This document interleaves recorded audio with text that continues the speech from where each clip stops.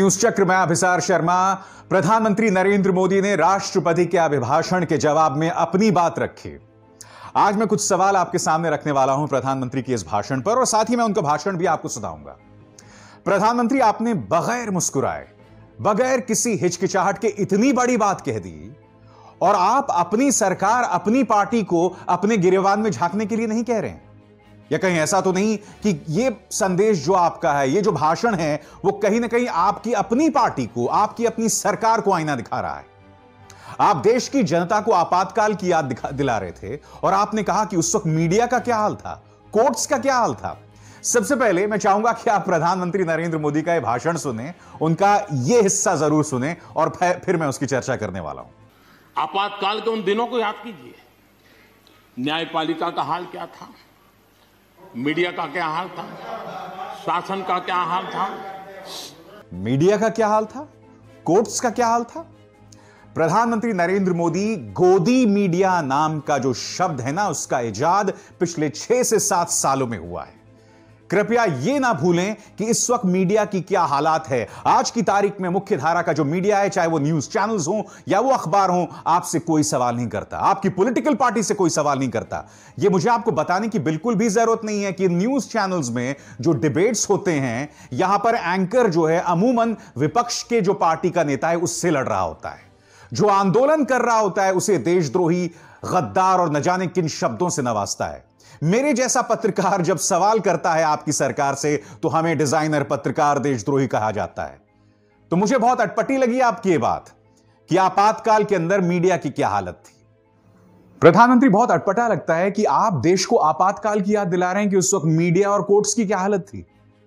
आप मुझे बताइए ना, चाहे रियाना हो या ग्रेटा थनबर्ग है, वो किसानों के मुद्दे में क्यों हस्तक्षेप कर रहे हैं।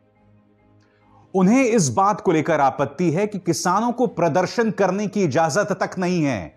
जहां वो प्रदर्शन कर रहे हैं, चाहे सिंघू बॉर्डर हो, चाहे टिकरी बॉर्डर हो, शाहजहांपुर हो, इन तमाम जगहों पर इंटरनेट बंद कर दिया गया है। और आप कह रहे हैं कि देश में आपातकाल हुआ करता था। आज तो आपातकाल भी नहीं है, इंटरनेट नहीं है वहां पर। आपकी पुलिस ने देखिए किस तरह से कीले ठोके हुए हैं, जेसीबी की मशीन्स जो हैं सड़कें खोद रही है, और ये देखिए किस तरह के बैरिकेड्स लगाए हुए हैं जहां पर किसान प्रदर्शन कर रहा है। आप मुझे बताइए ना, कौन सा लोकतंत्र देश ऐसा करता है। आप कहते हैं कि हमारे अंदर का लोकतंत्र इतनी आसानी से खत्म नहीं होगा। बिल्कुल नहीं होगा। यही वजह है कि मेरे जैसे पत्रकार आज भी सवाल खड़ा करते हैं। मगर मैं आपसे जानना चाहता हूं प्रधानमंत्री, आप मेरे जैसे पत्रकारों को इंटरव्यू नहीं देते हैं। मेरे जैसे पत्रकारों को आपका बिका हुआ प्रचार तंत्र, वो अमित मालपुआ के जो 2-2 रुपए के गुर्गे हैं, वो लोग बदनाम करते हैं, वो लोग टारगेट करते हैं। आज मैं आपसे सवाल पूछना चाहता हूं, किस बात की हमें आपातकाल की याद दिलाई जा रही है। पिछले 6-7 सालों में क्या हो रहा है, और पिछले 1 या 2 महीनों में किसान आंदोलन में किस तरह से इंटरनेट को खत्म किया गया। आपकी पुलिस ने उनकी पूरी घेरेबंदी कर दी। यह तो एक काली शर्म है हमारे चेहरे पर। कैसे हम भूल सकते हैं। आपने कहा कोर्ट्स, तो जरा इस चेहरे पर गौर कीजिए प्रधानमंत्री नरेंद्र मोदी।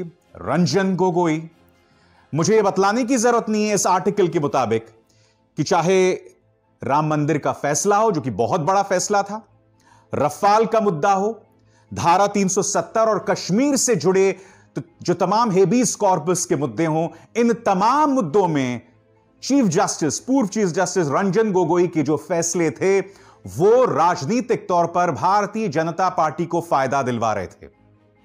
मगर उससे भी बड़ी बात, सबसे बड़ी बात यह कि यह शख्स चीफ जस्टिस की पद से सेवानिवृत्त होता है और सीधे राज्यसभा पहुंच जाता है। आजाद भारत के इतिहास में मैं आपसे जानना चाहूंगा प्रधानमंत्री नरेंद्र मोदी कि इस तरह की मिसालें हमें कब देखने को मिली हैं, कितनी बार देखने को मिली हैं। आप कोर्ट की बात कर रहे हैं। आपको मैं बतलाना चाहता हूं कि भारतीय जनता पार्टी के राज्यों का प्रशासन हमारे कोर्ट्स का क्या हाल करता है, हमारे कोर्ट्स के फरमान का क्या हाल करता है। आपकी स्क्रीन पर यह शख्स है मुनव्वर फारूकी, एक कॉमेडियन जिसे इंदौर की पुलिस ने जेल में डाल दिया था। इसका गुनाह क्या था किसी को नहीं मालूम। इस पर आरोप यह था कि इसने अमित शाह का मजाक उड़ाया और हिंदू देवी देवताओं का मजाक उड़ाया। हालांकि आज तक इस बात को लेकर कोई प्रमाण मौजूद नहीं है।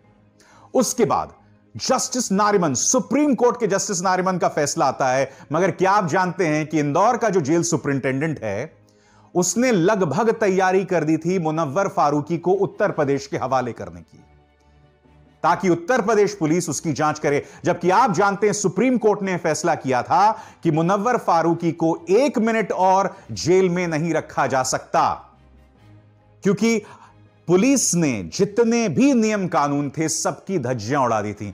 कोर्ट ने यह भी कहा था कि उत्तर प्रदेश पुलिस को भी मुनव्वर फारूकी को सुपुर्द नहीं किया जा सकता। यह किसी और का फैसला नहीं था, सुप्रीम कोर्ट का फैसला था। प्रधानमंत्री, आज जब आप हमें याद दिलवा रहे थे कि आपातकाल में क्या हालत थी कोर्ट्स की, तो क्या आप अपनी प्रशासन से, अपने राज्य की पुलिस से यह सवाल करेंगे कि वो लोग सुप्रीम कोर्ट के फैसले की तौहीन क्यों कर रहे थे? गौर से सुनिएगा, जस्टिस नारिमन को फोन करना पड़ा था इंदौर जेल कि कृपया वेबसाइट चेक कीजिए, सुप्रीम कोर्ट का फैसला आ चुका है।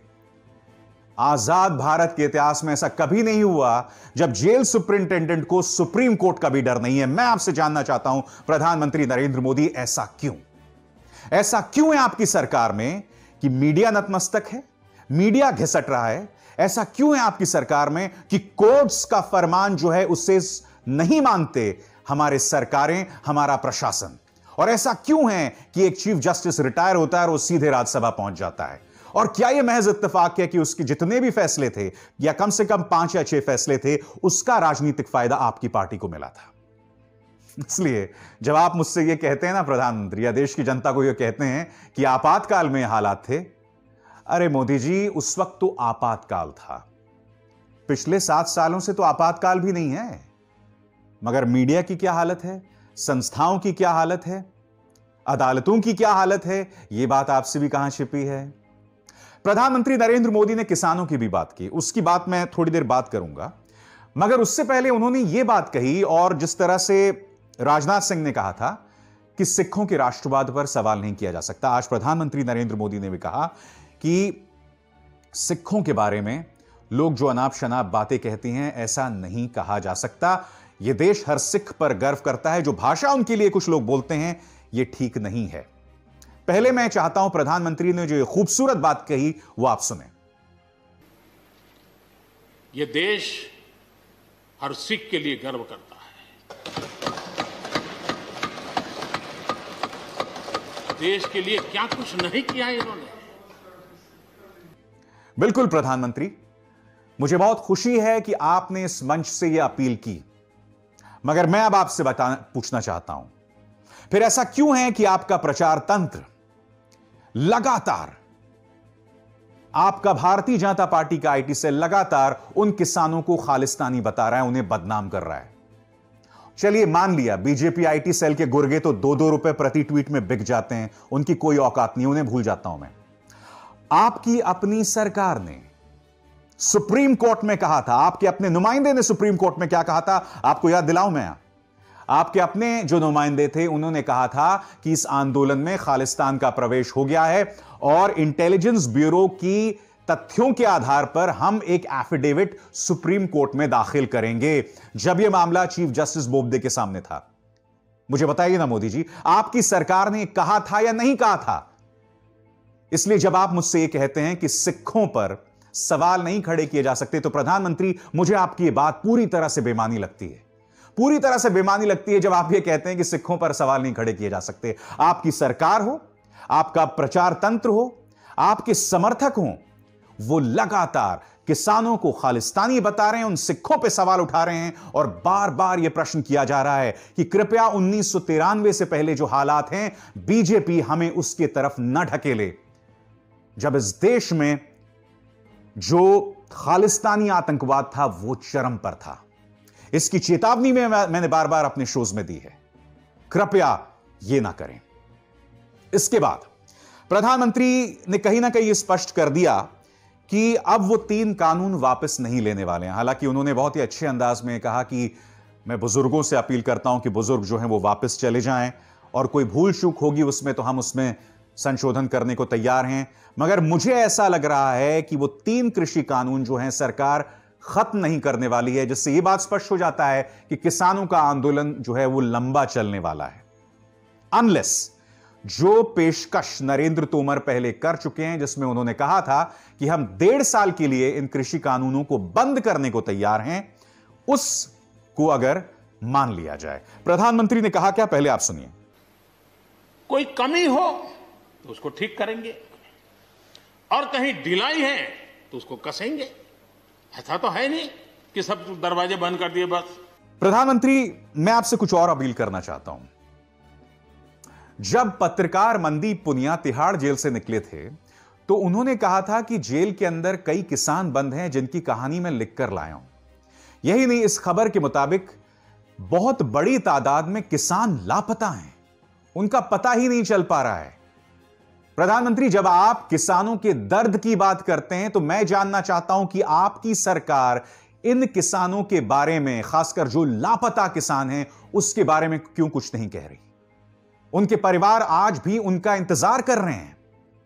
उन किसानों की बात लिखने को देशद्रोह मान लिया जाता है। किसान नवरीत सिंह, उसका परिवार क्या कह रहा है? उसका परिवार यह कह रहा है कि जो पुलिस यह कह रही है कि उसका ट्रैक्टर पलट गया और उससे उसकी मौत हुई, वो सरासर झूठ है। परिवार का यह दावा है और उसने कैरावान से लेके वायर को इंटरव्यू में कहा है कि नहीं, उसे गोली लगी थी। अब परिवार की यह बात कहने पर वायर के ऊपर मुकदमा कर दिया गया है। शशि थरूर, पत्रकार मृणाल पांडे और राजदीप सरदेसाई पर मुकदमा कर दिया गया है, और वो भी राजद्रोह का। मैं आपसे समझना चाहता हूं कि जब आप किसानों की बात करते हैं तो किसानों की बात, उनके मुद्दे उठाना गुनाह कैसे हो गया है? मोदी जी, मुझे बात बिल्कुल भी समझ नहीं आ रही है। और चूंकि बंगाल के चुनाव आने वाले हैं तो आप बंगाल को भी नहीं भूल सकते थे, नेताजी को भी नहीं भूल सकते थे। आपने इस बात का भी जिक्र कर दिया कि जो माहौल चल रहा है उसमें नेताजी का अपमान है। पहले प्रधानमंत्री ने कहा क्या, वो आप सुनिए। आजाद हिंद फौज की प्रथम सरकार के प्रथम प्रधानमंत्री नेताजी सुभाष चंद्र बोस,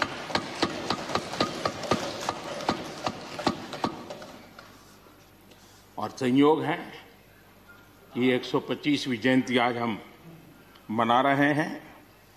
लेकिन दुर्भाग्य इस बात का है कि जाने अनजाने में हमने नेताजी की इस भावना को, नेताजी के इन विचारों को, नेताजी के इन आदर्शों को भुला दिया। और उसका परिणाम है कि आज हमको कोसने लग गए। प्रधानमंत्री, मैं आपको बात बता दूं, नेताजी की शख्सियत के बारे में, नेताजी ने अंग्रेजों के खिलाफ आंदोलन किया था, उसके खिलाफ बगावत की थी।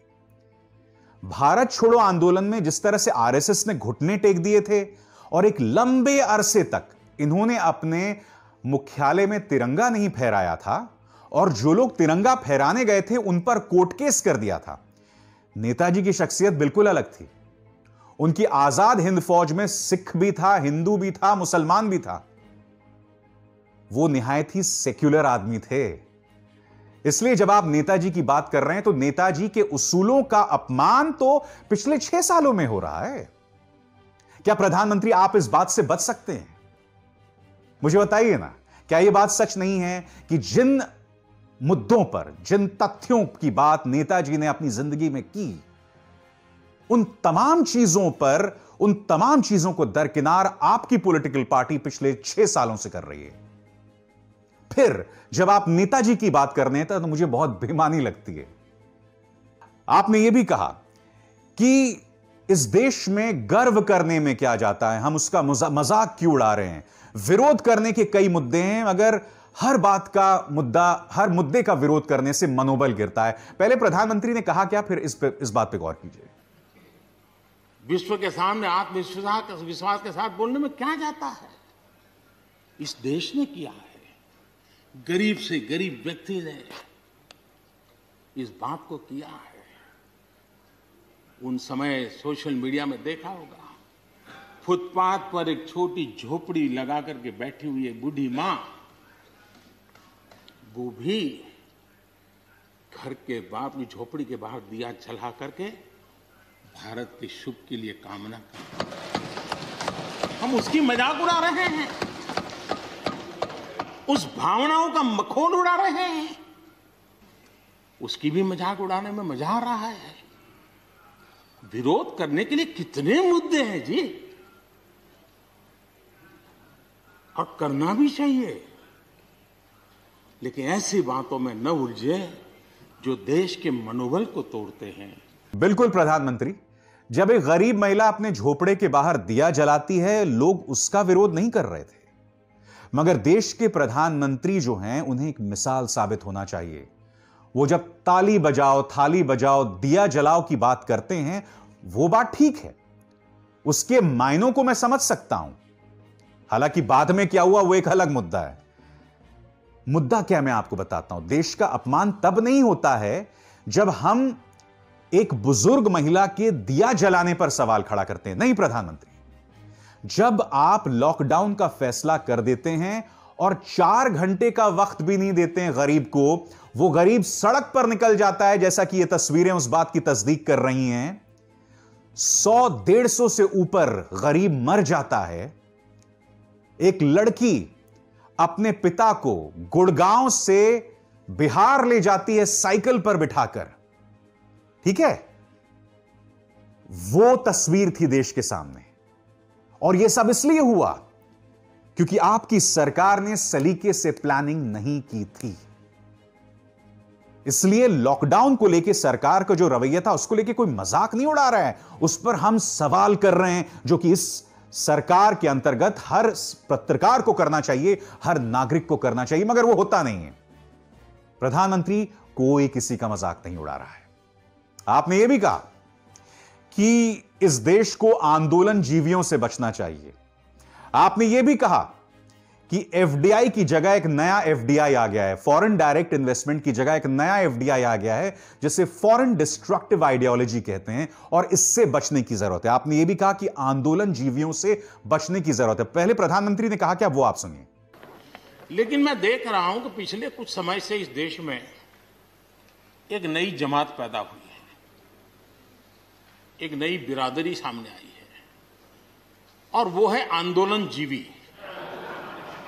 ये सारे आंदोलन जीवी परजीवी होते हैं, और इसलिए उसी प्रकार से एक नया मैं चीज देख रहा हूं। देश प्रगति कर रहा है, हम एफडीआई की बात कर रहे हैं, फॉरेन डायरेक्ट इन्वेस्टमेंट, लेकिन मैं देख रहा हूं इन दिनों एक नया एफडीआई मैदान में आया है। ये नए एफडीआई से देश को बचाना चाहिए। एफडीआई चाहिए, फॉरेन डायरेक्ट इन्वेस्टमेंट, लेकिन ये जो नया एफडीआई नजर का आ रहा है, ये नए एफडीआई से जरूर बचना होगा। और ये नया एफडीआई है फॉरेन डायरेक्ट डिस्ट्रक्टिव आइडियोलॉजी। प्रधानमंत्री, मैं आपसे एक सवाल पूछना चाहता हूं। अन्ना आंदोलन रहस्यमय तरीके से दिल्ली में आ जाता है। मेरे जैसे पत्रकार भी उसके समर्थन में थे। जानते हैं क्यों? क्योंकि मुझे ऐसा लगता था कि इस देश में जो भ्रष्टाचार का कैंसर है, उसका जवाब दिया जाना बहुत जरूरी है। मगर प्रधानमंत्री, आप भी जानते हैं उस आंदोलन के पीछे कौन था। उस आंदोलन के पीछे विवेकानंद फाउंडेशन था, जिसे कौन चला रहा था? यह शख्स जो कि देश के मौजूदा राष्ट्रीय सुरक्षा सलाहकार हैं, अजीत डोभाल। उस आंदोलन के पीछे आरएसएस की शक्ति भी थी। उस वक्त तो आंदोलन करना गुनाह नहीं था। अब आंदोलन करना गुनाह हो गया। अब आप आंदोलन जीवियों को गाली दे रहे हैं, जो हर मुद्दे पे आ जाते हैं। मैं आपको बात स्पष्ट कर दूं प्रधानमंत्री, अगर आपको लगता है वही चेहरे हर आंदोलन में दिखाई देते हैं, क्योंकि हर आंदोलन के पीछे जो भावना होती है उसे आपको समझना पड़ेगा। हर आंदोलन के पीछे की भावना होती है इंसाफ की मांग। हर आंदोलन के पीछे की भावना होती है लोकतांत्रिक मूल्य बहाल रहे। हर आंदोलन के पीछे जो सोच होती है वो ये होती है कि इस देश का जो कमजोर तबका है उसे और न दबाया जाए। सरकार और ऐसे कमजोर तबकों के बीच में बराबरी नहीं हो सकती, न्यूट्रलिटी नहीं हो सकती है, तटस्थता नहीं हो सकती है प्रधानमंत्री। इसलिए जब आप कह रहे हैं कि आंदोलन जीवी आ गए हैं, माफ कीजिएगा, इस लिहाज से तो अन्ना आंदोलन भी एक कैंसर था। इस लिहाज से इन तस्वीरों को देखिए। बीजेपी साल 2012 में चक्का जाम कर रही थी, 2011 में चक्का जाम कर रही थी, 2014 में चक्का जाम कर रही थी। तो ये कौन से आंदोलनजीवी थे प्रधानमंत्री? अगर उस वक्त चक्का जाम करना, आंदोलन करना देशद्रोह नहीं था, उसमें कोई प्रॉब्लम नहीं था, तो अब आप उसे फॉरेन डिस्ट्रक्टिव आइडियोलॉजी जैसे शब्दों से क्यों नवाज रहे हैं? आप मुंह नहीं मोड़ सकते प्रधानमंत्री, क्योंकि मैं जानता हूं कि विदेशों में आपकी छवि क्या हो, इस बात को लेकर आप बहुत सेंसिटिव हैं। इसलिए जब रियाना, ग्रेटा थनबर्ग या अमेरिकी कांग्रेस इस मुद्दे को उठा रही है तो आपको सचेत रहना चाहिए। उसको लेकर आप जो सेलिब्रिटीज हैं उनको लाइन से नहीं लगा सकते हैं उनका जवाब देने के लिए। आपको सकारात्मक तरीके से उसे संबोधित करना होगा। यह आंदोलन जीवी, फॉरेन डिस्ट्रक्टिव आइडियोलॉजी, इन सब मुद्दों को उठाने से कुछ नहीं होने वाला है प्रधानमंत्री। आपको मुद्दे पर रहना पड़ेगा। हकीकत यह है।